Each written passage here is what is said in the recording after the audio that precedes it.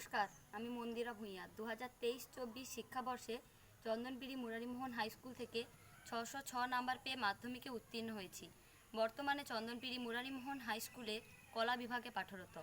ভবিষ্যতে আইপিএস হওয়ার ইচ্ছা, কিন্তু পরিবারের আর্থিক অবস্থা এবং বাবা মার আর্থিক অবস্থা ততটা সচ্ছল না হওয়ার জন্য একদিকে আমার পড়াশোনা চালানো এবং অপরদিকে ভাইয়ের পড়াশোনা চালানো বাবার কাছে অত্যন্ত ব্যয়বহুল। কিন্তু মানসী সংস্থা আমার পাশে এসে দাঁড়িয়েছে, আমাকে সাহায্যের হাত বাড়িয়ে দিয়েছে। মানসী সংস্থার কাছে এই সাহায্য পেয়ে আমি অত্যন্ত উপকৃত। মানসী সংস্থার এই সাহায্য আমাকে উচ্চতর পাঠ গ্রহণে সহায়তা করেছে। এর জন্য মানসী সংস্থার কাছে আমি চিরকৃতজ্ঞ থাকব।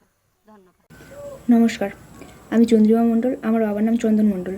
আমি পাথর প্রতিমা থানার গোবিন্দপুর আবাদ নামে একটি গ্রামে বাস করি। আমি গোবিন্দপুর আবাদ বিপিন বিহারী শিক্ষানিকেতন স্কুলের ক্লাস 12-এর সায়েন্স বিভাগের ছাত্রী।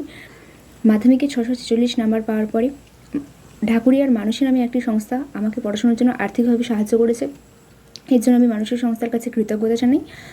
আমি ভবিষ্যতে একজন ডাক্তার হতে চাই, কিন্তু যেহেতু আমার ফ্যামিলির ফিনান্সিয়াল কন্ডিশন খুবই উইক, তাই এই স্বপ্নটা পূরণ হবে কিনা জানি না। তাই মানসী সংস্থার কাছ থেকে আমি সাহায্যের আশা করছি। ধন্যবাদ।